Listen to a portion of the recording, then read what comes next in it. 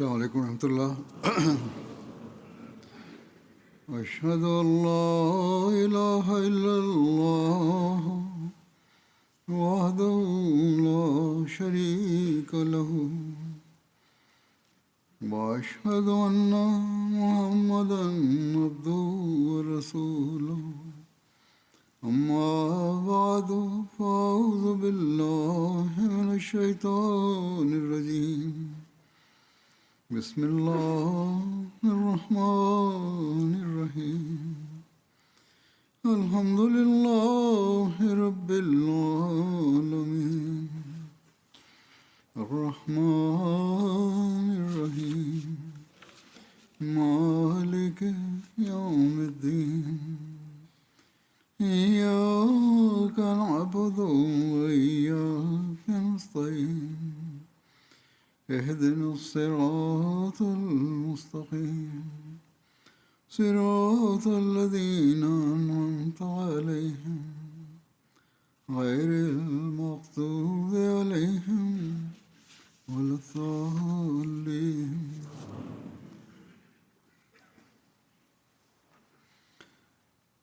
हज़रत मसीह मौऊद अलैहिस्सलाम की सीरत ഹസ്രത്ത് മസീമോദ് അലൈഹി സ്വലാത്തു വസ്സലാമിൻ്റെ ജീവചരിത്രം വിവരിച്ചുകൊണ്ട് അദ്ദേഹത്തിൻ്റെ സത്യസന്ധതയുടെ മാനദണ്ഡങ്ങളെക്കുറിച്ചുള്ള ചില ഉദ്ധരണികളും സംഭവങ്ങളും വിവരിച്ചിരുന്നു.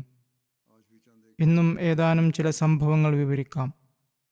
ഹസ്രത്ത് മസീമോദ് അലൈഹി സ്വലാത്തു വസ്സലാമിനെതിരെ ഡോക്ടർ ഹെൻറി മാർട്ടിൻ ക്ലാർക്കിൻ്റെ ഭാഗത്തു നിന്ന് ഒരു കേസ് ഫയൽ ചെയ്യപ്പെട്ടിരുന്നു. അത് വധശ്രമ കേസായിരുന്നു. അങ്ങേയറ്റം അപകടകരമായ കേസായിരുന്നു. ഹസ്രത്ത് മസീമോദ് അലൈഹി സ്വലാത്തു വസ്സലാം പ്രസ്താവിക്കുന്നു,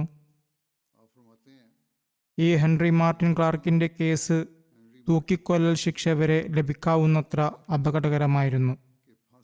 യഹൂദന്മാരുടെ ഭാഗത്തു നിന്ന് റോമൻ കോടതിയിൽ ഹസ്രത്ത് ഈസാ അലൈഹി സ്വലാമിന് മേൽ ചുമത്തപ്പെട്ട കേസിനെ ഉദാഹരിച്ചുകൊണ്ട് ഹസ്രത്ത് മസീമോദ് അലൈഹി സ്വലാത്തു വസ്സലാം പ്രസ്താവിച്ചു, ഇത്തരത്തിലുള്ള ഒരു കേസ് എനിക്കെതിരെയും ഉണ്ടായിരുന്നു. മസീമോദ് അലൈഹി സ്വലാത്തു വസ്സലാമിനെതിരെ യഹൂദന്മാരായിരുന്നു കേസ് കൊടുത്തത്. എന്നാൽ ഈ ബ്രിട്ടീഷ് സാമ്രാജ്യത്തിൽ എനിക്കെതിരെ കേസ് കൊടുത്തത് മാന്യനായ ഒരു പാതിരിയും ഡോക്ടറുമായിരുന്നു, അതായത് ഡോക്ടർ മാർട്ടിൻ ക്ലാർക്ക്. അയാൾ എനിക്കെതിരെ വധശ്രമത്തിന് കേസുണ്ടാക്കി. അയാൾ എല്ലാ സാക്ഷ്യങ്ങളും പൂർണ്ണമായും ഒരുക്കി. ഈ പ്രസ്ഥാനത്തിൻ്റെ ബദ്ധവൈരിയായിരുന്ന മൗലവി അബൂ സയ്യിദ് മുഹമ്മദ് ഹുസൈൻ ബട്ടാലിബി പോലും സാക്ഷി പറയാനായി കോടതിയിൽ വരികയും അയാൾക്ക് കഴിയുന്നത്ര എനിക്കെതിരെ സാക്ഷി പറയുകയും കേസ് എനിക്കെതിരെ പൂർണ്ണമായി തെളിയിക്കാൻ ശ്രമിക്കുകയും ചെയ്തു. ഈ കേസ് ഗുർദാസ്പൂർ ഡെപ്യൂട്ടി കമ്മീഷണർ ക്യാപ്റ്റൻ ഡഗ്ലസിൻ്റെ കോടതിയിലായിരുന്നു. ഒരുപക്ഷെ ഇപ്പോൾ അദ്ദേഹം ഷിംലയിലാണെന്ന് ഹസ്രത്ത് മസീമോദ് അലൈഹി സ്വലാത്തു വസ്സലാം പ്രസ്താവിക്കുന്നു. ആ സമയത്ത് അദ്ദേഹത്തിന് സ്ഥലം മാറ്റം ലഭിച്ചിരുന്നു. ഏതായാലും അദ്ദേഹത്തിൻ്റെ മുമ്പാകെ കേസ് പൂർണ്ണമായ രീതിയിൽ തയ്യാറാക്കപ്പെട്ടു. എല്ലാ സാക്ഷ്യങ്ങളും എനിക്കെതിരെ വലിയ ആവേശത്തോടെയാണ് നൽകപ്പെട്ടതെന്ന് ഹസ്രത്ത് മസീമോദ് അലൈഹി സ്വലാത്തു വസ്സലാം പ്രസ്താവിക്കുന്നു. ഇത്തരമൊരു അവസ്ഥയിൽ നിയമപരിജ്ഞാനമുള്ളവരും വിദഗ്ധരുമായ ആർക്കും ഞാൻ കുറ്റവിമുക്തനാക്കപ്പെടുമെന്ന് പറയാൻ കഴിയുമായിരുന്നില്ല. സമയത്തിൻ്റെ തേട്ടവും സാഹചര്യങ്ങളും എന്നെ സെഷൻസ് കോടതിക്ക് കൈമാറുന്നതിലേക്കും അവിടെ നിന്ന് തൂക്കുമരത്തിലേക്കോ അല്ലെങ്കിൽ കാലാപാനിയിലേക്കോ നാടുകടത്തൽ ശിക്ഷയിലേക്കോ, അതായത് ജീവപര്യന്തം തടവിലേക്കോ നയിക്കുന്ന രീതിയിലായിരുന്നു. എന്നാൽ അള്ളാഹു കേസിന് മുമ്പ് എനിക്ക് വിവരം നൽകിയതുപോലെ തന്നെ ഇതിൽ ഞാൻ കുറ്റവിമുക്തനാക്കപ്പെടുമെന്ന് സമയത്തിനു മുമ്പേ ഉൾപ്പെടുത്തിയിരുന്നു. ഈ പ്രവചനം എൻ്റെ ജമാഅത്തിലെ ഒരു വലിയ വിഭാഗത്തിന് അറിയാമായിരുന്നു. ചുരുക്കത്തിൽ കേസ് ഈ ഘട്ടത്തിലെത്തുകയും മജിസ്ട്രേറ്റ് എന്നെ സെഷൻസ് കോടതിക്ക് കൈമാറുമെന്ന് ശത്രുക്കളും എതിരാളികളും കരുതുകയും ചെയ്ത ആ സന്ദർഭത്തിൽ അദ്ദേഹം, അതായത് ഡഗ്ലസ്, പോലീസിനോട് പറഞ്ഞു, ഈ കേസ് കെട്ടിച്ചമച്ചതാണെന്ന് എൻ്റെ മനസ്സ് പറയുന്നു. ജഡ്ജിയായ ക്യാപ്റ്റൻ സാഹിബിന് വിശ്വാസം വന്നില്ല. യഥാർത്ഥത്തിൽ ഇത്തരം ഒരു ശ്രമം നടന്നിട്ടുണ്ടെന്നും ഡോക്ടർ ക്ലാർക്കിനെ വധിക്കാൻ അദ്ദേഹം ആളെ അയച്ചിട്ടുണ്ടെന്നും എൻ്റെ മനസ്സ് സമ്മതിക്കുന്നില്ല. നിങ്ങൾ ഇതിനെക്കുറിച്ച് വീണ്ടും അന്വേഷണം നടത്തുക. പുനരന്വേഷണം നടത്താൻ പോലീസ് കമാൻഡറോട് പറയാൻ അള്ളാഹു ജഡ്ജിയുടെ മനസ്സിൽ തോന്നിപ്പിച്ചു. ഹസ്രത്ത് മസീമോദ് അലൈഹി സ്വലാത്തു വസ്സലാം പ്രസ്താവിക്കുന്നു, എൻ്റെ എതിരാളികൾ എനിക്കെതിരെ എല്ലാവിധ ഗൂഢാലോചനകളും ഏർപ്പെട്ടിരുന്ന സമയം മാത്രമല്ല അത്, മറിച്ച് പ്രാർത്ഥനകൾക്ക് ഉത്തരം ലഭിക്കുമെന്ന് അവകാശപ്പെട്ടിരുന്നവർ പ്രാർത്ഥനകളിൽ മുഴുകിയിരുന്ന സമയം കൂടിയായിരുന്നു. അവർ വെറുതെ പരിശ്രമിക്കുക മാത്രമല്ല ചെയ്തിരുന്നത്, മറിച്ച് എനിക്ക് ശിക്ഷ ലഭിക്കാനായി കരഞ്ഞ് പ്രാർത്ഥിക്കുക കൂടി ചെയ്യുന്നുണ്ടായിരുന്നു. എന്നാൽ അള്ളാഹുവിനെ നേരിടാൻ ആർക്ക് കഴിയും? ക്യാപ്റ്റൻ ഡഗ്ലസ് സാഹിബിന് ചില ശുപാർശകൾ വന്നതായും എനിക്കറിയാം. എന്നാൽ അദ്ദേഹം നീതിമാനായ ഒരു മജിസ്ട്രേറ്റ് ആയിരുന്നു. അദ്ദേഹം പറഞ്ഞു, നമ്മിൽ നിന്ന് ഇത്തരമൊരു ദുഷ്പ്രവൃത്തി ഉണ്ടാവുകയില്ല, അതായത് തെറ്റായ ഒരു തീരുമാനമെടുക്കാൻ എനിക്ക് കഴിയില്ല. ചുരുക്കത്തിൽ ഈ കേസ് പുനരന്വേഷണത്തിനായി ക്യാപ്റ്റൻ ലിമാർ ചന്ദിന് കൈമാറിയപ്പോൾ അദ്ദേഹം അബ്ദുൽ ഹമീദിനെ വിളിക്കുകയും സത്യം മാത്രം പറയാൻ അവനോട് ആവശ്യപ്പെടുകയും ചെയ്തു. അബ്ദുൽ ഹമീദ് ഡെപ്യൂട്ടി കമ്മീഷണർ സാഹിബിന് മുമ്പാകെ നൽകിയ അതേ മൊഴി തന്നെ അവിടെയും ആവർത്തിച്ചു. പ്രസ്താവനയിൽ എന്തെങ്കിലും മാറ്റം വന്നാൽ താങ്കൾ പിടിക്കപ്പെടുമെന്ന് അദ്ദേഹത്തോട് നേരത്തെ തന്നെ പറയപ്പെട്ടിരുന്നു. അതിനാൽ അദ്ദേഹം അത് തന്നെ പറഞ്ഞുകൊണ്ടിരുന്നു. എന്നാൽ ക്യാപ്റ്റൻ സാഹിബ് അദ്ദേഹത്തോട് പറഞ്ഞു, താങ്കൾ ഇത് നേരത്തെ തന്നെ പറഞ്ഞിട്ടുള്ളതാണ്. സാഹിബിന് അതുകൊണ്ട് തൃപ്തിയാകുന്നില്ല, അതായത് മജിസ്ട്രേറ്റിന് ബോധ്യപ്പെടുന്നില്ല, കാരണം താങ്കൾ സത്യമല്ല പറയുന്നത്. രണ്ടാമതും ക്യാപ്റ്റൻ ലിമാർ ചന്ദ് ഇത് പറഞ്ഞപ്പോൾ അദ്ദേഹം കരഞ്ഞുകൊണ്ട് അദ്ദേഹത്തിൻ്റെ കാൽക്കൽ വീഴുകയും എന്നെ രക്ഷിക്കണം എന്ന് പറയുകയും ചെയ്തു. ക്യാപ്റ്റൻ സാഹിബ് അദ്ദേഹത്തിന് ധൈര്യം പകരുകയും സത്യം പറയാൻ ആവശ്യപ്പെടുകയും ചെയ്തു. അതിൽ അദ്ദേഹം യാഥാർത്ഥ്യം വെളിപ്പെടുത്തുകയും എന്നെ ഭീഷണിപ്പെടുത്തിയാണ് ഇങ്ങനെയൊരു മൊഴി പറയിപ്പിച്ചത് എന്ന് തുറന്നു സമ്മതിക്കുകയും ചെയ്തു. മിർസ സാഹിബ് ഒരിക്കലും എന്നെ വധശ്രമത്തിനായി അയച്ചിട്ടില്ല. ഈ മൊഴി കേട്ടപ്പോൾ ക്യാപ്റ്റൻ സന്തോഷിക്കുകയും ഞങ്ങൾ കേസിന്റെ നിജസ്ഥിതി കണ്ടെത്തിയെന്ന് ഡെപ്യൂട്ടി കമ്മീഷണർക്ക് കമ്പി സന്ദേശം അയക്കുകയും ചെയ്തു. അങ്ങനെ ഗുർദാസ്പൂരിൽ വെച്ച് ഈ കേസ് വീണ്ടും ഹാജരാക്കപ്പെട്ടു. അവിടെ ക്യാപ്റ്റൻ ലിമാർ ചന്ദിന്റെ സത്യവാചകം എടുക്കുകയും അദ്ദേഹം സത്യപ്രസ്താവന രേഖപ്പെടുത്തുകയും ചെയ്തു. ഹസ്രത്ത് മസീമോദ് അലൈഹി സ്വലാത്തു വസ്സലാം പ്രസ്താവിക്കുന്നു, ആ സമയത്ത് കോടതിയിൽ ഡെപ്യൂട്ടി കമ്മീഷണർ യാഥാർത്ഥ്യം വെളിപ്പെട്ടതിൽ അത്യധികം സന്തോഷവാനായി ഞാൻ കണ്ടു. എനിക്കെതിരെ കള്ളസാക്ഷി പറഞ്ഞ ആ ക്രിസ്ത്യാനികളോട് അദ്ദേഹത്തിന് കടുത്ത ദേഷ്യമുണ്ടായിരുന്നു. താങ്കൾക്ക് ഈ ക്രിസ്ത്യാനികൾക്കെതിരെ കേസ് കൊടുക്കാമെന്ന് അദ്ദേഹം എന്നോട് പറഞ്ഞു. എന്നാൽ കോടതി വ്യവഹാരങ്ങളോട് എനിക്ക് താല്പര്യമില്ലാത്തതിനാൽ ഞാൻ കേസ് കൊടുക്കാൻ ആഗ്രഹിക്കുന്നില്ലെന്ന് പറഞ്ഞു. എൻ്റെ കേസ് വാനലോകത്ത് ഫയൽ ചെയ്യപ്പെട്ടിരിക്കുകയാണ്. അതിന് പിന്നാലെ തന്നെ ഡഗ്ലസ് സാഹിബ് വിധി എഴുതി. അന്ന് വലിയൊരു ജനക്കൂട്ടം അവിടെ തടിച്ചുകൂടിയിരുന്നു. വിധി പ്രസ്താവിച്ചുകൊണ്ട് അദ്ദേഹം എന്നോട് പറഞ്ഞു, താങ്കൾക്ക് അഭിനന്ദനങ്ങൾ, താങ്കൾ കുറ്റവിമുക്തനായിരിക്കുന്നു. ആ സമയത്ത് ലോകം മുഴുവൻ എൻ്റെ ശത്രുക്കളായിരിക്കുന്നത് ഞാൻ കണ്ടു. ലോകം ദ്രോഹിക്കാൻ ഒരുങ്ങുമ്പോൾ എല്ലാ ഭാഗത്തു നിന്നും ആക്രമണങ്ങൾ ഉണ്ടാകുന്നത് സ്വാഭാവികമാണ്. അള്ളാഹു മാത്രമാണ് തൻ്റെ സത്യസന്ധരായ ദാസന്മാരെ രക്ഷിക്കുന്നത്. ഞാൻ സത്യവാനായിരുന്നു, അതിനാൽ അള്ളാഹു എന്നെ രക്ഷിച്ചു.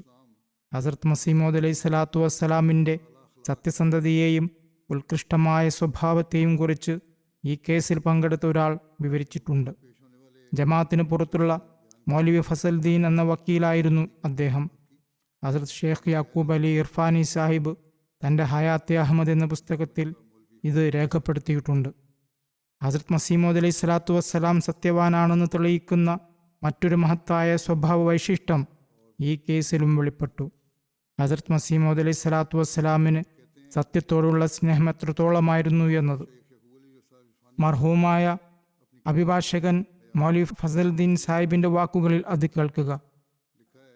എൻ്റെ സുഹൃത്തായിരുന്ന ലാല ദീനാനാഥ് ദേശ്, ഹിന്ദുസ്ഥാൻ എന്നീ 2 പത്രങ്ങളുടെ എഡിറ്ററായിരുന്നു. അദ്ദേഹം ഒരു ഹിന്ദുവായിരുന്നു. ഷേഖ് യാക്കൂബ് അലി സാഹിബ് ഇർഫാനിയുടെ സുഹൃത്തുമായിരുന്നു. അദ്ദേഹം പറയുന്നു, മിർസ സാഹിബിനോട് എനിക്ക് എത്രമാത്രം ആദരവുണ്ടെന്ന് താങ്കൾക്കറിയാം. അദ്ദേഹത്തിൻ്റെ സ്ഥാനവും പദവിയും വളരെ മഹത്തരമാണെന്ന് ഞാൻ കരുതിയിരുന്നു. അദ്ദേഹത്തിൻ്റെ വാദങ്ങളെക്കുറിച്ച് മനഃശാസ്ത്രപരമായ കാഴ്ചപ്പാടിൽ ഇത് വക്കീൽ സാഹിബ് പറഞ്ഞതാണ്. അദ്ദേഹം പ്രസ്താവിച്ചു, വാദങ്ങളെ സംബന്ധിച്ച് അത് മനസ്സിലാക്കുന്നതിൽ അദ്ദേഹത്തിന് തെറ്റുപറ്റിയിട്ടുണ്ടെന്നും വാദങ്ങൾ സത്യമല്ലെന്നും ഞാൻ കരുതുന്നു. എങ്കിലും അദ്ദേഹം ഒരു നല്ല മനുഷ്യനാണ്. ഒരു മഹാപുരുഷൻ എന്ന നിലയിലും ആത്മീയ മനുഷ്യൻ എന്ന നിലയിലും അദ്ദേഹം ഉന്നത പദവിയിലുള്ള മനുഷ്യനായിരുന്നു. ഒരു സംഭവത്തിലൂടെയാണ് അദ്ദേഹത്തെക്കുറിച്ച് എനിക്ക് ഇത്തരമൊരു വിശ്വാസമുണ്ടായത്. ആ സംഭവം അദ്ദേഹം വിവരിക്കുന്നു. മഹാഭിഷുകരനായ ഹക്കീം ഗുലാം നബിയെ നിങ്ങൾക്കറിയാമല്ലോ, മൗലവി ഫസൽദീൻ സാഹിബ് വക്കീലിനെയും. ഇത് എഡിറ്ററായിരുന്ന ഹിന്ദു വ്യക്തിയാണ് ഈ സംഭവം വിവരിക്കുന്നത്. ഇനി അദ്ദേഹം മൗലവി ഫസൽദീൻ സാഹിബിന് കാര്യം പറയുകയാണ്. മൗലവി ഫസൽദീൻ സാഹിബ് വക്കീലിനെ താങ്കൾക്കറിയാം. ഹക്കീം സാഹിബിൻ്റെ അടുത്ത് വൈകുന്നേരങ്ങളിൽ സുഹൃത്തുക്കൾ ഒത്തുചേരാറുണ്ട്. ഞാനും അവിടെ പോകാറുണ്ടായിരുന്നു. ഒരു ദിവസം അവിടെ ചില സുഹൃത്തുക്കൾ ഇരിക്കുകയായിരുന്നു. യാദൃച്ഛികമായി മിർസ സാഹിബിൻ്റെ പരാമർശം വന്നു. ഒരാൾ അദ്ദേഹത്തെ എതിർക്കാൻ തുടങ്ങി. എന്നാൽ അത് അന്തസ്സിനും മര്യാദയ്ക്കും നിരക്കാത്ത രീതിയിലായിരുന്നു. ഇത് കേട്ടപ്പോൾ പത്രാധിപരായ ആ ഹിന്ദു വ്യക്തി പറയുന്നു. അത് കേട്ട് മൗലവി ഫസൽദീൻ സാഹിബ് രോഷാകുലനായി. അദ്ദേഹം വൈകാരികമായി പറഞ്ഞു, ഞാൻ മിർസ സാഹിബിൻ്റെ ശിഷ്യനല്ല. അദ്ദേഹത്തിൻ്റെ വാദങ്ങളിൽ എനിക്ക് വിശ്വാസവുമില്ല. അതിൻ്റെ കാരണം എന്തു തന്നെയായാലും. എന്നാൽ മിർസ സാഹിബിൻ്റെ മഹത്തായ വ്യക്തിത്വത്തിലും സ്വഭാവ മഹിമയിലും ഞാൻ വിശ്വസിക്കുന്നു. ഞാനൊരു വക്കീലാണ്. എല്ലാ വിഭാഗം ആളുകളും കേസുമായി ബന്ധപ്പെട്ട് എൻ്റെ അടുത്ത് വരാറുണ്ട്. ആയിരക്കണക്കിന് ആളുകളെ ഞാൻ ഈ രംഗത്ത് മറ്റ് വക്കീൽമാർ മുഖേനയും കണ്ടിട്ടുണ്ട്. പ്രകടനപരതയോ കാപഠ്യമോ കാണിക്കുമെന്ന് ഒരിക്കലും സംശയിക്കാൻ പോലും കഴിയാത്ത വലിയ സൽസ്വഭാവികൾ പോലും കേസുമായി ബന്ധപ്പെട്ട് നിയമോപദേശത്തിൻ്റെ അടിസ്ഥാനത്തിൽ മൊഴി മാറ്റേണ്ടി വരുമ്പോൾ യാതൊരു മടിയും കൂടാതെ മാറ്റുന്നത് ഞാൻ കണ്ടിട്ടുണ്ട്. എന്നാൽ എൻ്റെ ജീവിതത്തിൽ സത്യത്തിൻ്റെ പദവിയിൽ നിന്ന് ഒരടി പോലും പിന്നോട്ട് മാറാത്ത ഒരാളായി മിർസ സാഹിബിനെ മാത്രമേ ഞാൻ കണ്ടിട്ടുള്ളൂ. ഞാൻ അദ്ദേഹത്തിൻ്റെ ഒരു കേസിൽ വക്കീലായിരുന്നു. ഈ കേസ് ആ പാതിരി ഹെൻറി മാർട്ടിൻ ക്ലാർക്കിൻ്റേതായിരുന്നു. ആ കേസിൽ ഞാൻ അദ്ദേഹത്തിനായി ഒരു നിയമപരമായ മൊഴി തയ്യാറാക്കുകയും അത് അദ്ദേഹത്തിനു മുമ്പാകെ സമർപ്പിക്കുകയും ചെയ്തു. അദ്ദേഹം അത് വായിച്ചു നോക്കിയിട്ട് പറഞ്ഞു, ഇതിൽ കള്ളമുണ്ടല്ലോ. പ്രതിയുടെ മൊഴി സത്യവാങ്മൂലമല്ലെന്നും നിയമപരമായി അയാൾക്ക് ഇഷ്ടമുള്ളത് മൊഴി നൽകാൻ അനുവാദമുണ്ടെന്നും ഞാൻ പറഞ്ഞു. അതിനകത്ത് മസീഹ് മൗഊദ് അലൈഹി സ്വലാത്തു വസ്സലാം പ്രസ്താവിച്ചു, ഇഷ്ടമുള്ളത് മൊഴി നൽകാൻ നിയമം അനുവാദം നൽകിയിട്ടുണ്ടാകാം, എന്നാൽ അള്ളാഹു അതിന് അനുവാദം നൽകുന്നില്ല. കള്ളം പറയാൻ അള്ളാഹു അനുവാദം നൽകിയിട്ടില്ല. നിയമത്തിൻ്റെ ലക്ഷ്യവും അതല്ല. അതുകൊണ്ട് വസ്തുതകൾക്ക് വിരുദ്ധമായ അത്തരമൊരു പ്രസ്താവനയ്ക്ക് ഞാൻ ഒരിക്കലും തയ്യാറല്ല. ഞാൻ ശരിയായ കാര്യങ്ങൾ സമർപ്പിക്കും. മൗലവി സാഹിബ്, അതായത് വക്കീൽ സാഹിബ് പറയുന്നു, താങ്കൾ അറിഞ്ഞുകൊണ്ട് സ്വയം ആപത്തിൽ ചെന്ന് ചാടുകയാണ് എന്ന് ഞാൻ പറഞ്ഞു. അതിനാൽ ഹസ്രത്ത് മസീഹ് മൗഊദ് സ്വല്ലല്ലാഹു അലൈഹി വസല്ലം പറഞ്ഞു, അറിഞ്ഞുകൊണ്ട് വിപത്തിൽ ചാടുക എന്നത് നിയമപരമായ മൊഴി നൽകി അവിഹിത നേട്ടമുണ്ടാക്കാൻ എൻ്റെ അള്ളാഹുവിനെ പിണക്കുക എന്നതാണ്. എന്ത് സംഭവിച്ചാലും അത് എന്നെ കൊണ്ട് സാധ്യമല്ല. ആ പത്രാധിപരായ ലാലാ ദീനാനാഥ് സാഹിബ് ഷേഖ് യാക്കൂബ് അലി സാഹിബ് ഇർഫാനി സാഹിബിനോട് ഇപ്രകാരം പറയുകയായിരുന്നു. മൗലവി ഫസൽദീൻ സാഹിബ് പറയുകയായിരുന്നു, മിർസ സാഹിബ് ഈ കാര്യങ്ങൾ അത്രയും ആവേശത്തോടെയാണ് പ്രസ്താവിച്ചത് എന്ന്. അദ്ദേഹത്തിൻ്റെ മുഖത്ത് ഒരു പ്രത്യേകതരം തേജസ്സും മോജസ്സും ഉണ്ടായിരുന്നു. ഇത് കേട്ടപ്പോൾ ഞാൻ, അതായത് വക്കീൽ സാഹിബ് ഹസ്രത്ത് മസീഹ് മൗഊദ് സ്വല്ലല്ലാഹു അലൈഹി വസല്ലമിനോട് പറഞ്ഞു, എൻ്റെ വക്കാലത്തുകൊണ്ട് താങ്കൾക്ക് യാതൊരു പ്രയോജനവും ഉണ്ടാവുകയില്ല. അതിന് അദ്ദേഹം പ്രസ്താവിച്ചു, താങ്കളുടെ വക്കാലത്തുകൊണ്ടോ മറ്റേതെങ്കിലും വ്യക്തിയുടെ പരിശ്രമം കൊണ്ടോ പ്രയോജനമുണ്ടാകുമെന്ന് ഞാൻ ഒരിക്കലും കരുതിയിട്ടുമില്ല. ആരുടെയെങ്കിലും എതിർപ്പ് എന്നെ നശിപ്പിക്കുമെന്നും ഞാൻ കരുതുന്നില്ല. എൻ്റെ ഹൃദയത്തെ കാണുന്ന അള്ളാഹുവിലാണ് ഞാൻ ഭരമേൽപ്പിക്കുന്നത്. താങ്കളെ വക്കീലായി നിശ്ചയിച്ചത് ഉപാധികളെ പരിഗണിക്കുക എന്ന മര്യാദ മൂലം മാത്രമാണ്.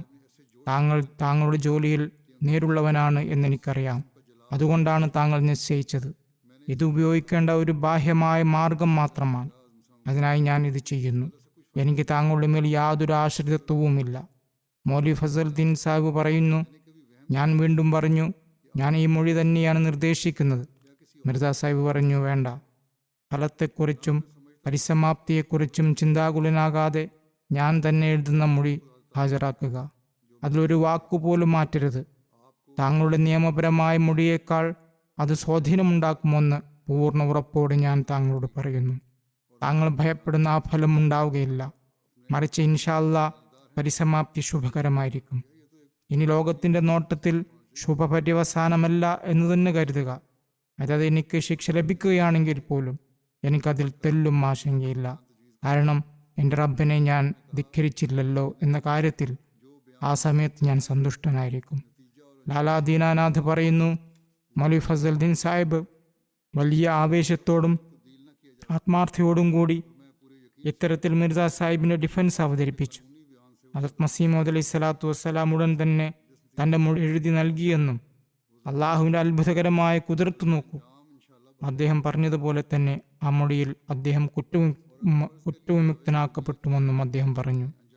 മൗലവി ഫസലുദ്ദീൻ സാഹിബ് ഹദരത്ത് മസീഹ് മൗഊദ് അലൈഹി സ്വലാത്തു വസ്സലാമിൻ്റെ സത്യസന്ധതയെയും സത്യത്തിനു വേണ്ടി ഏത് വിപത്തും സ്വീകരിക്കാനുള്ള അദ്ദേഹത്തിൻ്റെ ആർജവത്തെയും ധീരോദാത്തതയെയും കുറിച്ച് വിവരിച്ചപ്പോൾ ആ സദസ്സിൽ സന്നിഹിതരായിരുന്നവരിലൊക്കെ ഒരുതരം അനുഭൂതി ഉളവായി. അവിടെ ഇരുന്ന് എതിർത്തുകൊണ്ടിരുന്ന അന്യരായ ആളുകളെല്ലാം നിശബ്ദരായി. അപ്പോൾ ചിലർ ചോദിച്ചു, പിന്നെന്തുകൊണ്ടാണ് താങ്കൾ ശിഷ്യത്വം സ്വീകരിക്കാത്തത്? അദ്ദേഹം പറഞ്ഞു, അതെൻ്റെ വ്യക്തിപരമായ കാര്യമാണ്, അത് ചോദ്യം ചെയ്യാൻ നിങ്ങൾക്ക് അവകാശമില്ല. ഞാൻ അദ്ദേഹത്തെ ഒരു ആദർശയോഗ്യനും സത്യവാനുമായി വിശ്വസിക്കുന്നു. എൻ്റെ ഹൃദയത്തിൽ അദ്ദേഹത്തിന് വലിയ സ്ഥാനമുണ്ട്. ഇതേ സംഭവത്തെക്കുറിച്ച് മാസ്റ്റർ നദീർ ഹുസൈൻ സാഹിബിൻ്റെ ഒരു വിവരണമുണ്ട്. ഹൈക്കോടതി അഡ്വക്കേറ്റായിരുന്ന മർഹൂം മൗലവി ഫസലുദ്ദീൻ സാഹിബിന് ഹസരത്ത് മസീഹ് മൗഊദ് അലൈഹി സ്വലാത്തു വസ്സലാമിനോട് അങ്ങേയറ്റത്തെ ഭക്തി ഉണ്ടായിരുന്നുവെന്നും ഹസരത്ത് മസീഹ് മൗഊദ് അലൈഹി സ്വലാത്തു വസ്സലാമിൻ്റെ കേസുകളിൽ അദ്ദേഹം സ്ഥിരമായി പോകാറുണ്ടായിരുന്നുവെന്നും അദ്ദേഹം പറയുന്നു. മസീഹ് മൗഊദ് അലൈഹി സ്വലാത്തു വസ്സലാമിനെ ഉന്നത ശ്രേണിയിലുള്ള ഒരു ആദർശയോഗ്യനും സത്യവാനുമായാണ് താൻ വിശ്വസിക്കുന്നതെന്ന് അദ്ദേഹം എന്നോട് പറഞ്ഞിട്ടുണ്ട്. എൻ്റെ അന്വേഷണത്തിൽ അദ്ദേഹം ഹസരത്ത് മസീഹ് മൗഊദ് അലൈഹി സ്വലാത്തു വസ്സലാമിൻ്റെ ഒരു സംഭവം വിവരിച്ചു. ഹസരത്ത് മസീഹ് മൗഊദ് അലൈഹി സ്വലാത്തു വസ്സലാമും ഡെപ്യൂട്ടി മാർട്ടിൻ ക്ലാർക്കും തമ്മിലുള്ള കേസിനായി ഞങ്ങൾ പോയി. കേസിൽ അബ്ദുൽ ഹമീദ് എന്നു പേരുള്ള ഒരാൾ മാർട്ടിൻ ക്ലാർക്കിനെ വധിക്കാനായി ഹസരത്ത് മസീഹ് മൗഊദ് അലൈഹി സ്വലാത്തു വസ്സലാമാണ് എന്നെ അയച്ചത് എന്ന് മൊഴി നൽകിയപ്പോൾ ലാഹോറിലെ വക്കീലായിരുന്ന മർഹൂം മൗലവി ഫസലുദ്ദീൻ സാഹിബ് എനിക്ക് അബ്ദുൽ ഹമീദിനെ അറിയില്ല എന്ന് കോടതിയിൽ പറയണമെന്ന് ഹസരത്ത് മസീഹ് മൗഊദ് അലൈഹി സ്വലാത്തു വസ്സലാമിനോട് വക്കീൽ എന്ന നിലയിൽ നിർദ്ദേശിച്ചു. അതിനുശേഷം ബാക്കി കാര്യങ്ങൾ ഞങ്ങൾ നോക്കിക്കൊള്ളാം, എനിക്കറിയില്ല എന്ന ഈ മൊഴി താങ്കൾ നൽകിയാൽ മതി. ഹസരത്ത് മസീഹ് മൗഊദ് അലൈഹി സ്വലാത്തു വസ്സലാം ഇത്രമാത്രം മൊഴി നൽകിയാൽ വിജയം ഉറപ്പാണെന്നും അല്ലെങ്കിൽ മോചനം അസാധ്യമാണെന്നും തങ്ങൾ എല്ലാ രീതിയിലും ഹസരത്ത് മസീഹ് സ്വലാത്തു വസ്സലാമിനെ വിശ്വസിപ്പിക്കാൻ ശ്രമിച്ചുവെന്ന് വക്കീൽ സാഹിബ് പറയുന്നുണ്ടായിരുന്നു.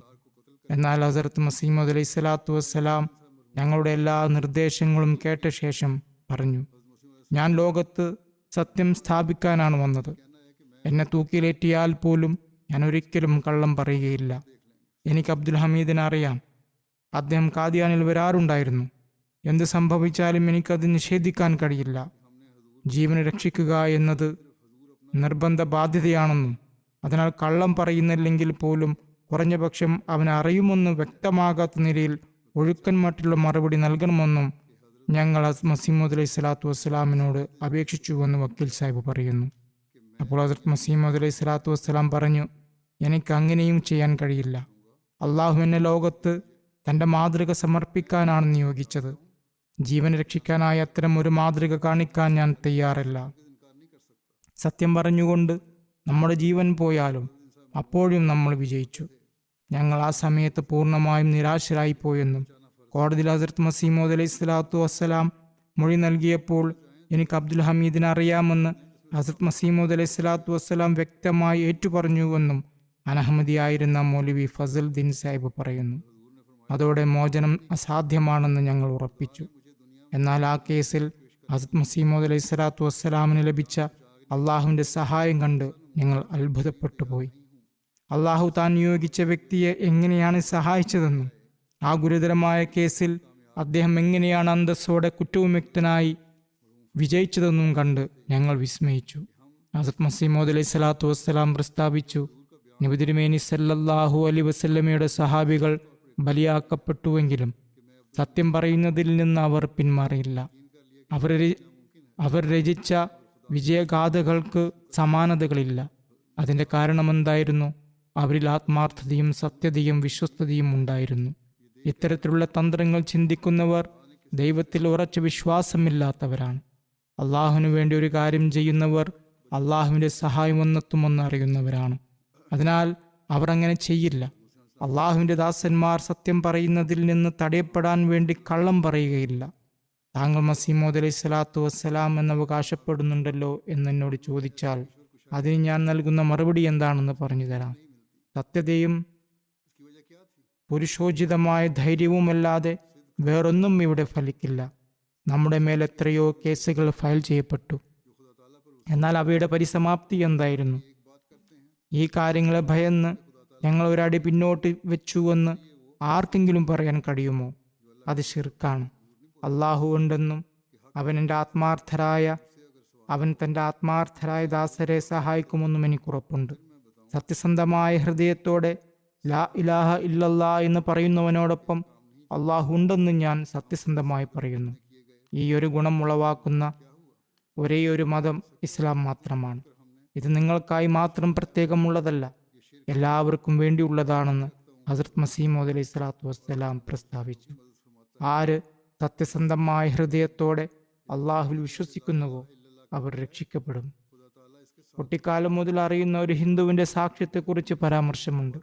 അദ്ദേഹം പറയുന്നു, ഞാൻ കുട്ടിക്കാലം മുതൽ മിർസ ഗുലാം മുഹമ്മദിനെ കണ്ടിട്ടുണ്ട്. ഞാനും അദ്ദേഹവും സമപ്രായക്കാരാണ്. ഖാദിയാനിൽ ഞാൻ എപ്പോഴും വരാറുണ്ട്. ഇപ്പോഴും ഞാൻ കാണുന്നു. അന്നത്തെ അതേ ഉത്തമ സ്വഭാവങ്ങളും ഗുണങ്ങളുമാണ് ഇപ്പോഴും അദ്ദേഹത്തിനുള്ളത്. അദ്ദേഹത്തിൻ്റെ ജീവിതത്തെക്കുറിച്ചാണ് ഇവിടെ പറയുന്നത്. അദ്ദേഹം എഴുതുന്നു, സത്യസന്ധൻ, അമാനത്തുകാരൻ, പുണ്യവാൻ. മിർസ സാഹിബിൻ്റെ രൂപത്തിൽ പരമേശ്വരൻ ഭൂമിയിൽ ഇറങ്ങി വന്നതാണെന്നാണ് ഞാൻ കരുതുന്നത്. പരമേശ്വരൻ തൻ്റെ പ്രഭാവം സ്വയം കാണിച്ചു കൊണ്ടിരിക്കുകയാണ്.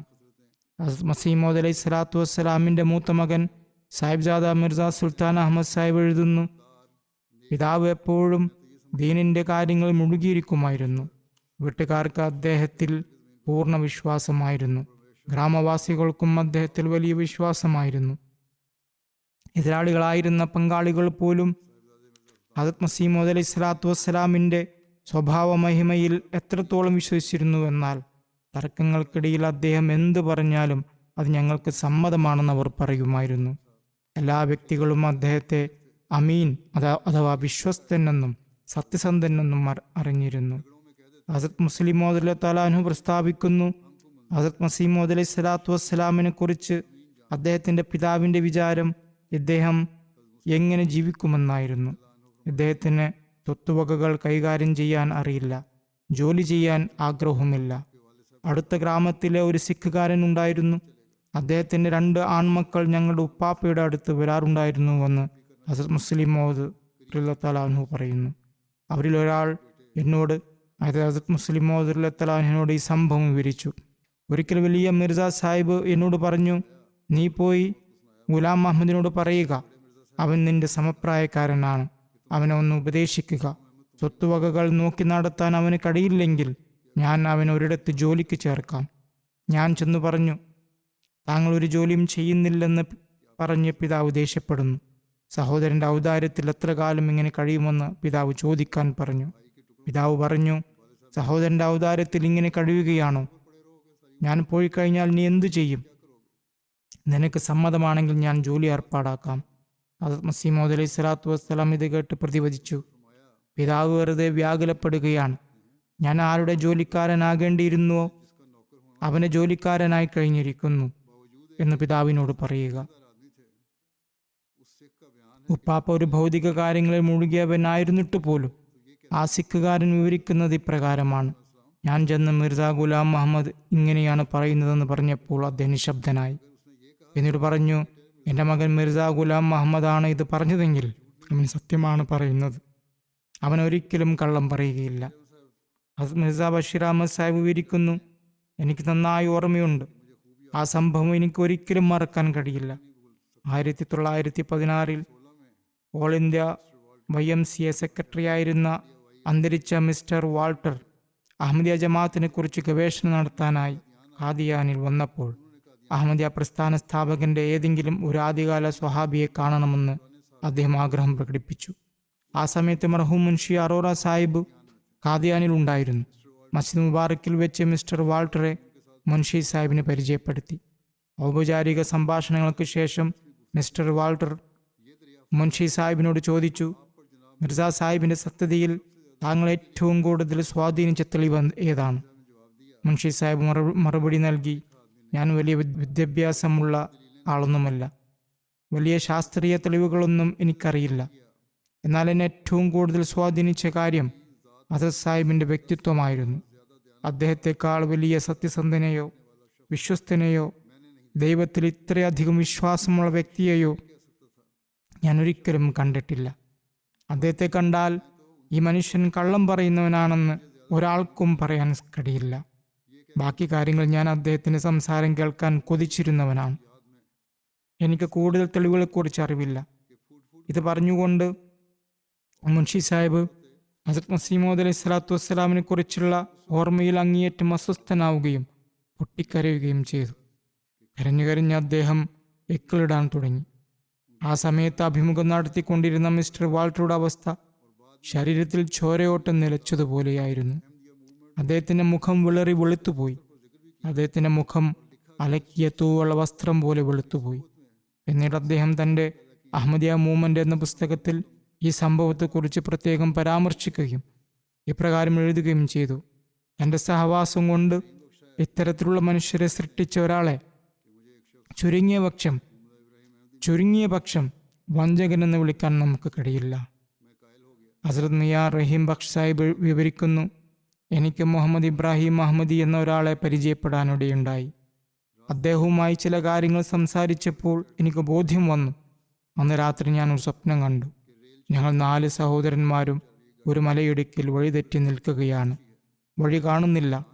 ഞാൻ ഒരു വശത്തുകൂടി മുകളിൽ കയറി വന്നപ്പോൾ ഒരു ട്രെയിൻ പോകുന്നത് കണ്ടു. പക്ഷെ അത് ഭൂമിയിൽ നിന്ന് വളരെ ഉയരത്തിലാണ്. അതിലെങ്ങനെ കയറുമെന്ന് ഞാൻ അത്ഭുതപ്പെട്ടു. അപ്പോൾ മുകളിൽ ഒരാൾ നിൽക്കുന്നുണ്ടായിരുന്നു. അദ്ദേഹം പറഞ്ഞു, ആകാശത്തു നിന്ന് താഴേക്ക് തൂങ്ങിക്കിടക്കുന്ന ആ കയറിൽ പിടിക്കുക, എങ്കിൽ മാത്രമേ മുകളിൽ കയറാൻ കഴിയൂ. സ്വപ്നത്തിൽ ഈ കാഴ്ചകളെല്ലാം കണ്ടുകൊണ്ടിരിക്കെ പ്രഭാതത്തിൽ ഇബ്രാഹിം സാഹിബ് എൻ്റെ അടുത്ത് വന്നു. ഞാൻ എൻ്റെ സ്വപ്നം അദ്ദേഹത്തോട് പറഞ്ഞു. അദ്ദേഹം വിശുദ്ധ ഖുർആൻ എടുത്ത് വാതസിമൂ ബിഹബ്ലില്ലാഹ് എന്നതിൻ്റെ അർത്ഥം എനിക്ക് വിശദീകരിച്ചു തന്നു. ഞാൻ ബയ്യത്തിൻ്റെ കത്തെഴുതി. ബയ്യത്ത് സ്വീകരിച്ചുവെന്നും എന്നാൽ ഖാദിയാനിൽ വരണമെന്നും എനിക്ക് മറുപടി വന്നു. ഹസരത് മസീഹ് മൗഊദ് അലൈഹി സ്വലാത്തു വസ്സലാമിൻ്റെ ഭാഗത്തു നിന്നോ അല്ലെങ്കിൽ അദ്ദേഹത്തിൻ്റെ സെക്രട്ടറിമാരോ ആണ് ആ കത്തെഴുതിയത്. ഉടൻ തന്നെ ഞാൻ ഖാദിയാനിലേക്ക് പോകാൻ തയ്യാറെടുത്തു. അമൃത്സർ സ്റ്റേഷനിൽ നിന്ന് ബട്ടാലയിലേക്കുള്ള വണ്ടിയിൽ കയറിയപ്പോൾ എൻ്റെ കമ്പാർട്ട്മെൻറ്റിൽ 2-3 സിഖുകാരുണ്ടായിരുന്നു. അവർ നന്നേ പ്രായാധിക്യമുള്ളവരായിരുന്നു. അവരെന്നോട് എങ്ങോട്ടാണ് പോകുന്നതെന്ന് ചോദിച്ചു. ഖാദിയാനിലേക്കാണെന്ന് ഞാൻ പറഞ്ഞു. മിർസയുടെ ഖാദിയാനിലേക്കോ എന്നവർ ചോദിച്ചു. അതെ എന്ന് ഞാൻ മറുപടി നൽകി. സ്വപ്നം കണ്ടിരുന്നെങ്കിലും മനസ്സിൻ്റെ കൂടുതൽ സംതൃപ്തിക്കായി ഹസ്രത്ത് മസീഹ് മൗഊദ് അലൈഹി സ്വലാത്തു വസ്സലാമിനെ കുറിച്ച് അവരോട് ഞാൻ അന്വേഷിച്ചു. അദ്ദേഹം എങ്ങനെയുള്ള ആളാണെന്ന് ചോദിച്ചപ്പോൾ അദ്ദേഹം വളരെ പ്രശസ്തനാണെന്നും താൻ ദൈവമാണെന്ന് അവകാശപ്പെടുന്നുണ്ടെന്നുമാണ് ആ സിഖുകാർ പറഞ്ഞത്. അതവരുടെ ഗ്രാഹ്യമനുസരിച്ചുള്ള ചിന്തയായിരുന്നു. എന്നാൽ അള്ളാഹുവിൽ നിന്ന് വെളിപാട് ലഭിച്ചവനാണെന്നും അള്ളാഹുവിലേക്ക് ജനങ്ങൾ ക്ഷണിക്കാനാണ് താൻ വന്നതെന്നുമാണ് ഹസ്രത്ത് മസീഹ് മൗഊദ് അലൈഹി സ്വലാത്തു വസ്സലാമിൻ്റെ അവകാശവാദം. ഏതായാലും ഞാൻ അവരോട് കുസൃതി തോന്നിയ ഒരു കാര്യം പറഞ്ഞു. അദ്ദേഹം ബയ്യത്ത് ചെയ്തതാണെങ്കിലും വികൃതി തോന്നിയിട്ട് പറഞ്ഞു, മിർസ സാഹിബിനെ എനിക്കറിയാം. സിയാൽകോട്ടിൽ അദ്ദേഹം എൻ്റെ പിതാവിനോടൊപ്പം ജോലി ചെയ്തിരുന്നു. അവർ ഒരുമിച്ചിരുന്ന് കഞ്ചാവ് കുടിക്കാറുണ്ടായിരുന്നു. വെറുതെ ഒരു തമാശയ്ക്ക് ഞാൻ അവരോട് അങ്ങനെ പറഞ്ഞതാണ്. എന്തായാലും തുടക്കകാലത്ത് വിശ്വാസത്തിൻ്റെ കുറവുണ്ടാകും. ഇത് കേട്ടപ്പോൾ ആ സിഖുകാർ പറഞ്ഞു, മിയ, അരുത്, ഒരിക്കലും അങ്ങനെ പറയരുത്. അദ്ദേഹം ഒരു സാധുവായ മനുഷ്യനാണ്. അങ്ങേയറ്റം സത്യസന്ധനും വിശ്വസ്തനുമാണ്. അദ്ദേഹം എത്രത്തോളം പ്രശസ്തനാണെന്നാൽ ജനങ്ങൾ അദ്ദേഹത്തെ മാതൃകയായി കാണിക്കുന്നു. ആരെങ്കിലും സത്യം പറഞ്ഞാൽ നീ എന്താ മിർസ ഗുലാം മുർത്തസയുടെ മകനാണോ എന്ന് ഞങ്ങളുടെ നാട്ടുകാർ ചോദിക്കാറുണ്ട്. അദ്ദേഹത്തിൻ്റെ സത്യസന്ധത ഞങ്ങൾക്കൊരു ഉദാഹരണമായി മാറിയിരിക്കുന്നു. അദ്ദേഹം കുട്ടിക്കാലത്ത് ഞങ്ങളോടൊപ്പം കളിച്ചിരുന്നു. പുസ്തകങ്ങൾ വായിച്ചു തരുമായിരുന്നു. അദ്ദേഹം ഒരു പ്രമാണിയുടെ മകനായിരുന്നു. ഖാദിയാനിലെ പ്രമാണിയുടെ മകനായതിനാൽ ഞങ്ങൾ ആദരിച്ചിരുന്നു. എന്നാൽ അദ്ദേഹം നാൾക്കുനാൾ മാറിക്കൊണ്ടിരുന്നു. പിന്നീട് അദ്ദേഹം പുറത്തിറങ്ങാതെ വീട്ടിനുള്ളിൽ തന്നെ കഴിയാൻ തുടങ്ങി. അതായത് ഹസ്രത്ത് മസീഹ് മൗഊദ് അലൈഹി സ്വലാത്തു വസ്സലാം ഏകാന്തവാസം സ്വീകരിച്ചു. അദ്ദേഹം ഉള്ളിലിരുന്ന് മന്ത്രവാദം നടത്തുകയാണെന്ന് അന്ധവിശ്വാസികളായി ചിലർ കരുതിയിരുന്നു. ഖാദിയാന് ചുറ്റുമുള്ള 4 മൈൽ പരിധിയിൽ അദ്ദേഹം മന്ത്രവാദം നടത്തിയെന്നാണ് അതുകൊണ്ട് അവർ അർത്ഥമാക്കിയത്. അതായത് തൻ്റെ സത്യസന്ധതയും കാര്യങ്ങളും എല്ലാവരെയും കൊണ്ട് സമ്മതിപ്പിച്ചു. ഏത് മതക്കാരൻ അദ്ദേഹത്തിൻ്റെ അടുത്ത് ചെന്നാലും അവരുടെ മതം തെറ്റാണെന്നും തൻ്റെ മതം ശരിയാണെന്നും അദ്ദേഹം തെളിയിച്ചു കൊടുക്കും. താൻ വാനലോകത്തു നിന്ന് വന്നവനാണെന്ന് അദ്ദേഹം പറയുന്നു എന്നാണ് ആ സിഖുകാരൻ എന്നോട് പറഞ്ഞത്. ഇക്കാര്യങ്ങളെല്ലാം കേട്ട ശേഷം ഞാൻ കാദിയാനിലെ അതിഥി മന്ദിരത്തിലെത്തിയപ്പോൾ അവിടെ മൂന്ന് നാല് ആൺകുട്ടികളെ കണ്ടു. ഞാൻ സത്യമാണോ സ്വീകരിച്ചതെന്ന് പരീക്ഷിക്കാനായി ഞാൻ അവരോട് വളരെ ദേഷ്യപ്പെട്ട് സംസാരിച്ചു. എന്നാൽ എൻ്റെ മോശം പെരുമാറ്റത്തിനിടയിലും അവർ വളരെ സൗമ്യതയോടും മര്യാദയോടും കൂടിയാണ് എന്നോട് പെരുമാറിയത്. അവരുടെ ശിക്ഷണം എങ്ങനെയുള്ളതാണെന്ന് എനിക്ക് മനസ്സിലായി. എൻ്റെ പരുഷമായ സംസാരത്തിന് അവർ നൽകിയ മറുപടി അങ്ങേയറ്റം വിനയത്തോടെയായിരുന്നു. എനിക്ക് മിർസ സാഹിബിനെ കാണണമെന്ന് ഞാൻ പറഞ്ഞപ്പോൾ അദ്ദേഹം ഇപ്പോൾ സവാരി ചെയ്യാൻ പോയിരിക്കുകയാണെന്നും കാണാൻ പ്രയാസമാണെന്നും അവർ പറഞ്ഞു. ഖാദിയാനിൽ കറങ്ങി നടന്നപ്പോൾ കഠിനമായ ചൂട് കാരണം എനിക്ക് മടുപ്പ് തോന്നി. ഞാൻ തിരിച്ചു പോകാമെന്ന് കരുതി. അന്ന് എനിക്ക് വിശ്വാസത്തിൽ അത്ര ഉറപ്പില്ലായിരുന്നു. വഴിയിൽ വെച്ച് ഒരു അറബിയെ കണ്ടു. അദ്ദേഹം പറഞ്ഞു, സഹോദര, താങ്കൾ ഖാദിയാനിൽ വന്ന സ്ഥിതിക്ക് ഹസ്രത്ത് സാഹിബിനെ കണ്ടിട്ട് മാത്രമേ പോകാവൂ. ഹസ്രത്ത് മസീഹ് മൗഊദ് അലൈഹി സ്വലാത്തു വസ്സലാമിനെ കാണാതെ പോകരുത്. ഈ കാലം ഇനി തിരിച്ചു കിട്ടില്ല. ജനങ്ങൾ വരും, പക്ഷേ ഈ വ്യക്തിയെ പിന്നീട് കിട്ടില്ല. അവസരം കളയാതെ കണ്ടിട്ടു പോകൂ. എന്നാൽ ഞാൻ അത് കാര്യമാക്കാതെ കുതിരവണ്ടിക്കാരനോട് ഇപ്പോൾ തന്നെ പോകാമെന്ന് പറഞ്ഞു. ചൂട് കാരണം എനിക്ക് വയ്യാതിരിക്കുകയായിരുന്നു. കൂടാതെ കൂടിക്കാഴ്ച നടക്കുന്നുമില്ലായിരുന്നു. അതിനിടയിൽ ബാങ്ക് വിളിച്ചു. ഞാൻ നമസ്കാരം കഴിഞ്ഞിട്ട് പോകാമെന്ന് കരുതി പള്ളിയിലേക്ക് വന്നു. നേരത്തെ കണ്ട ആ അറബിയെ അവിടെ വെച്ച് വീണ്ടും കണ്ടു. അദ്ദേഹം എന്നോട് പറഞ്ഞു, സഹോദര, താങ്കൾ ഹസ്രത്ത് സാഹിബിനെ കണ്ടിട്ട് പോകാനായി അള്ളാഹു താങ്കളെ ഇവിടെ പിടിച്ചു നിർത്താൻ വേണ്ടി ഞാൻ ആ സമയം മുതൽ സുജൂദിൽ വീണ് പ്രാർത്ഥിക്കുകയായിരുന്നു. ആ അറബി സാഹിബിൻ്റെ ആത്മാർത്ഥത നോക്കൂ. താൻ പോകുകയാണെന്ന് ഞാൻ പറഞ്ഞപ്പോൾ അള്ളാഹുവിൻ്റെ മുമ്പിൽ സുജൂദിൽ വീണ് പ്രാർത്ഥിക്കുക എന്നതല്ലാതെ മറ്റു വഴികളില്ലെന്ന് അദ്ദേഹം കരുതി. അത്രയും നേരം അദ്ദേഹം എനിക്ക് വേണ്ടി പ്രാർത്ഥിക്കുകയായിരുന്നു.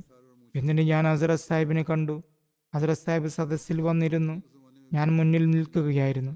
എൻ്റെ താടിയും മീശയും മുടിയുമെല്ലാം ഷേവ് ചെയ്തിരുന്നു. ഇപ്പോഴത്തെ കാലത്തെന്ന പോലെ അക്കാലത്തും ഫാഷൻ താല്പര്യമുള്ളവർ അങ്ങനെ ചെയ്യുമായിരുന്നു. ഹസ്രത്ത് സാഹിബ് തല താഴ്ത്തിയാണ് ഇരുന്നിരുന്നത്. ഈ വ്യക്തിയുടെ മുഖം കാണാതെ എനിക്ക് പൂർണ്ണ വിശ്വാസം വരില്ലെന്ന് ഞാൻ മനസ്സിൽ കരുതി. കത്തിലൂടെ ബയ്യത്ത് ചെയ്തതാണെങ്കിലും എനിക്ക് പൂർണ്ണ ബോധ്യം വന്നിട്ടുണ്ടായിരുന്നില്ല. അദ്ദേഹത്തിൻ്റെ സംസാരത്തിൽ നിന്നും അത് മനസ്സിലാകുന്നുണ്ട്. അല്പസമയത്തിന് ശേഷം ഹസ്രത്ത് സാഹിബ് തല ഉയർത്തി നോക്കി. അപ്പോൾ അദ്ദേഹം സത്യവാനാണ് എന്ന് എൻ്റെ മനസ്സ് മന്ത്രിച്ചു. മുഖം കണ്ടപ്പോൾ തന്നെ അദ്ദേഹം സത്യവാനാണെന്ന ശബ്ദം ഹൃദയത്തിൽ നിന്ന് വന്നു. വീണ്ടും അല്പം കഴിഞ്ഞ് അദ്ദേഹം തല ഉയർത്തി നോക്കിയപ്പോൾ ഞാൻ ആമന്ന വസദ്ദഖ്ന, അദ്ദേഹം സത്യവാനാണ് എന്ന് ആത്മകഥം ചെയ്തു. 3-ാം തവണ കൂടി നോക്കിയപ്പോൾ ഞാൻ അദ്ദേഹത്തിൽ ദണ്ഡമായിപ്പോയി. പിന്നീട് നമസ്കാരം ആരംഭിച്ചു. നമസ്കാരം കഴിഞ്ഞ് ഹസ്രത്ത് സാഹിബ് അകത്തേക്ക് പോകാൻ തുടങ്ങിയപ്പോൾ ഒരാൾ വാതിനടുത്ത് നിന്ന് പറഞ്ഞു, ഹുസൂർ, എനിക്ക് വേണ്ടി പ്രാർത്ഥിക്കണം. അപ്പോൾ ഹസ്രത്ത് മസീഹ് മൗഊദ് സ്വലാത്തു വസ്സലാം പ്രസ്താവിച്ചു, നിങ്ങൾ എൻ്റെ ബയ്യത്തിൽ ഉള്ളയാളല്ലേ, ഞാൻ ശത്രുക്കൾക്ക് വേണ്ടി പോലും പ്രാർത്ഥിക്കാറുണ്ട്. ഹസ്രത്ത് ഖലീഫ നിസാമുദ്ദീൻ സാഹിബ് വിവരിക്കുന്നു, ഞാൻ സിയാൽകോട്ടിൽ നിന്ന് സിന്ധിലെ ഷിക്കാർപൂരിലേക്ക് ജോലി ആവശ്യാർത്ഥം പോയതായിരുന്നു. ഹസ്രത്ത് മസീഹ് മൗഊദ് അലൈഹി സ്വലാത്തു വസ്സലാമിനെതിരെ വലിയ കോലാഹലങ്ങൾ അവിടെ ഉയർന്നു കേട്ടു. അമൃത്സറിൽ എനിക്ക് സുഹൃത്തുക്കൾ ഉണ്ടായിരുന്നു. അവിടെ നിന്ന് ഞാൻ അമൃത്സറിലേക്ക് വന്നു. അമൃത്സറിൽ നിന്ന് സിയാൽകോട്ടിലേക്ക് പോകാനായിരുന്നു എൻ്റെ ഉദ്ദേശം. എന്നാൽ ഞാൻ ഉറങ്ങിപ്പോയതിനാൽ സിയാൽകോട്ടിലേക്കുള്ള 2 വണ്ടികളും പോയി കഴിഞ്ഞിരുന്നു. ഉറക്കമുണർന്നപ്പോൾ വണ്ടികൾ പോയ വിവരം അറിഞ്ഞു. ഉടനെ തന്നെ മിർസ സാഹിബിൻ്റെ ഗ്രാമം അടുത്താണല്ലോ, അദ്ദേഹത്തെ ഒന്ന് കാണണം എന്ന ചിന്ത മനസ്സിലുദിച്ചു. പിന്നീട് ബട്ടാലയിലേക്ക് എപ്പോഴാണ് വണ്ടിയെന്ന് അന്വേഷിച്ചു. അരമണിക്കൂറിനുള്ളിൽ വണ്ടിയുണ്ടെന്ന് ആളുകൾ പറഞ്ഞു. ഞാൻ ടിക്കറ്റ് എടുത്ത് ബട്ടാലയിലെത്തുകയും അവിടെ നിന്ന് കാൽനടയായി ഖാദിയാനിലേക്ക് പോവുകയും ചെയ്തു. അസർ സമയത്താണ് ഞാൻ അവിടെ എത്തിയത്. ഞാൻ ഹസ്രത്ത് മൗലവി അബ്ദുൽ കരീം സാഹിബിനെ കണ്ടുമുട്ടി. അദ്ദേഹം സിയാൽകോട്ടുകാരനായിരുന്നു. എന്നെ കണ്ടപ്പോൾ അദ്ദേഹം അതീവ സന്തുഷ്ടനായി. ഞങ്ങൾ അസർ നമസ്കാരം നിർവഹിച്ചു. അടുത്ത ദിവസം രാവിലെ മൗലവി അബ്ദുൽ കരീം സാഹിബ് ഹസ്രത്ത് മസീമോദ് അലൈഹി സ്വലാത്തു വസ്സലാമിനെ വിവരമറിയിച്ചു.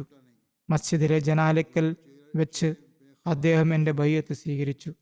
ഹസ്രത്ത് സാഹിബിൻ്റെ മുഖം കണ്ടപ്പോൾ തന്നെ ലോകം കള്ളം പറഞ്ഞേക്കാം, എന്നാൽ ഈ മുഖം കള്ളം പറയുന്നതല്ല എന്ന് എൻ്റെ മനസ്സിന് ബോധ്യമായി. അദ്ദേഹത്തിൻ്റെ മുഖത്തിന് പ്രത്യേകമായ ഒരു ആകർഷണീയത ഉണ്ടായിരുന്നു. ഹൃദയങ്ങളെ കീഴടക്കുന്ന ഒരു ദിവ്യപ്രകാശം ആ മുഖത്ത് വർഷിക്കുമായിരുന്നു. ഇതുപോലെ ഹസ്രത്ത് ഹക്കീം അബ്ദുറഹ്മാൻ സാഹിബ് വിവരിക്കുന്നു, എൻ്റെ പിതാവ് വയ്യത്ത് ചെയ്ത് ലായൽപൂർ ജില്ലയിലെ ഗാജറയിലെ ചെക്ക് നമ്പർ 276 പോയപ്പോൾ ആ പ്രദേശത്ത് അദ്ദേഹം നന്നായി തബ്ലീഗ് നടത്തി. ആളുകൾ അദ്ദേഹത്തെ തങ്ങളുടെ ഇമാമായി നിശ്ചയിച്ചു. അദ്ദേഹം വിശുദ്ധ ഖുർആൻ പഠിപ്പിക്കാൻ തുടങ്ങിയപ്പോൾ ഈസാ നബിയുടെ വഫാത്തിനെ കുറിച്ച് വളരെ വ്യക്തമായി വിവരിച്ചു കൊടുത്തു.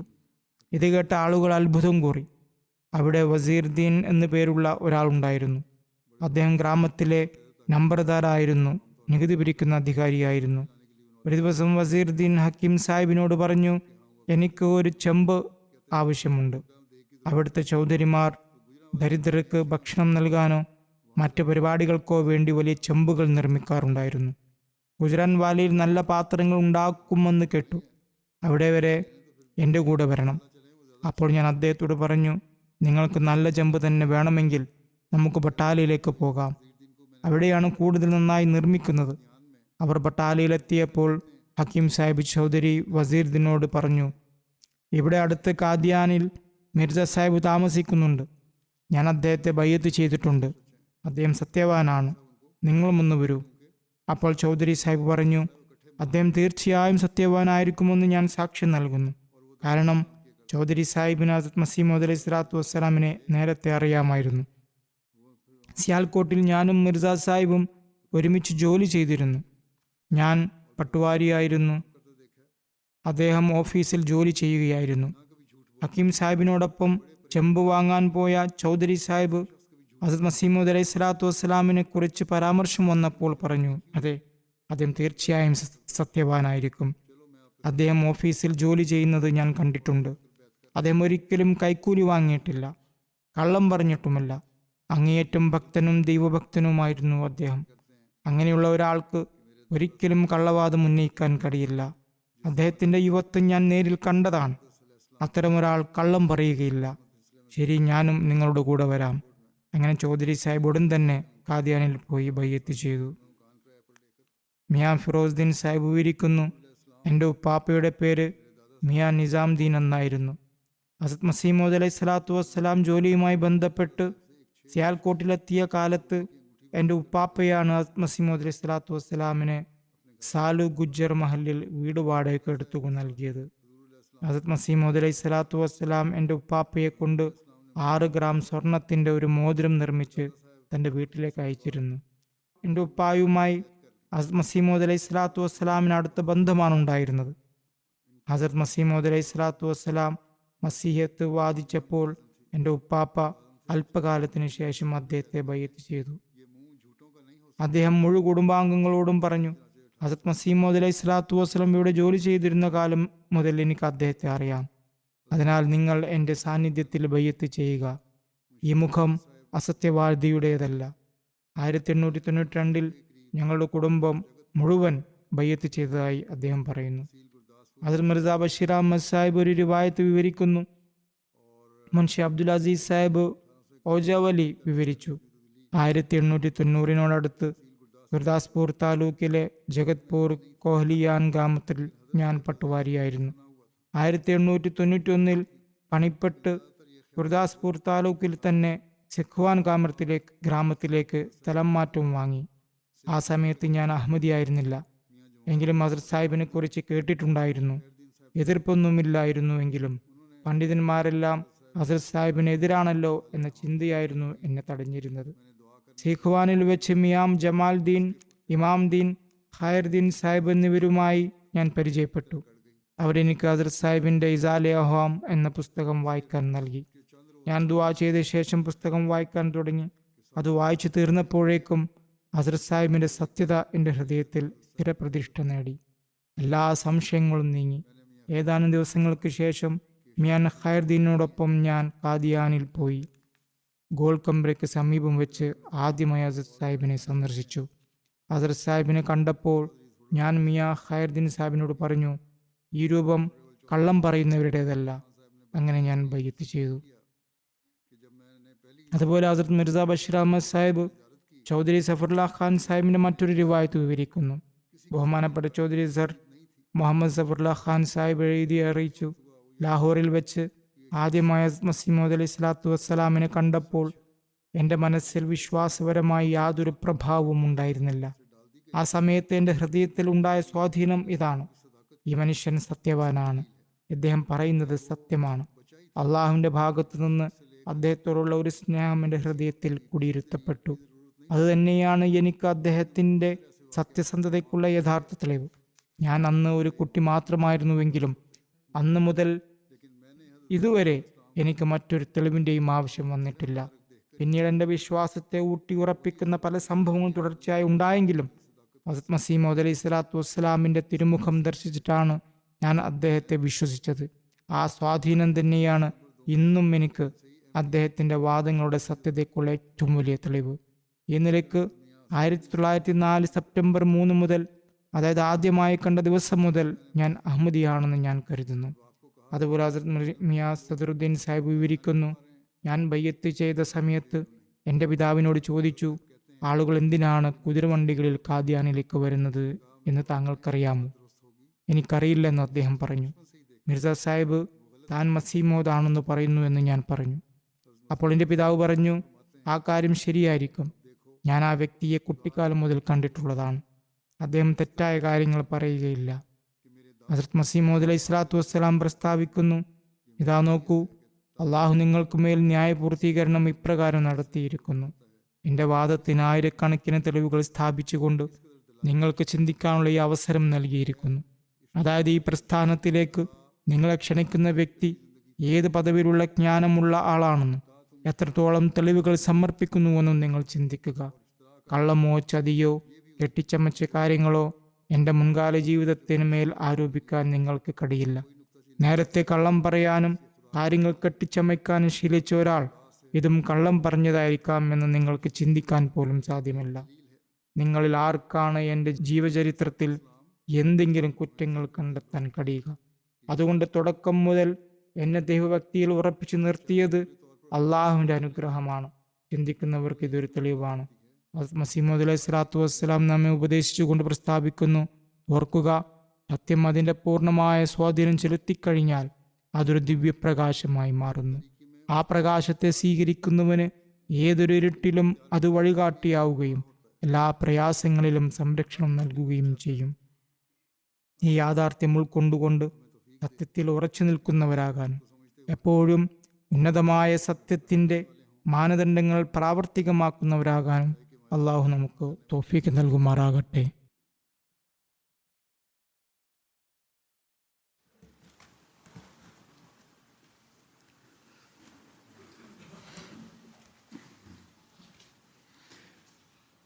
അൽഹംദുലില്ലാഹി നഹ്മദുഹു വനസ്തഈനുഹു വനസ്തഗ്ഫിറുഹു വനുഅ്മിനു ബിഹി വനതവക്കലു അലൈഹി വനഊദു ബില്ലാഹി മിൻ ശുറൂരി അൻഫുസിനാ വമിൻ സയ്യിആതി അഅ്മാലിനാ മൻ യഹ്ദിഹില്ലാഹു ഫലാ മുദില്ല ലഹു ومن يضلل فلا هادي له ونشهد أن لا إله إلا الله ونشهد أن محمدا عبده ورسوله عباد الله رحمكم الله إن الله يأمر بالعدل والإحسان وإيتاء ذي القربى وينهى عن الفحشاء والمنكر والبغي يعظكم لعلكم تذكرون اذكروا الله يذكركم وادعوه يستجب لكم ولذكر الله أكبر.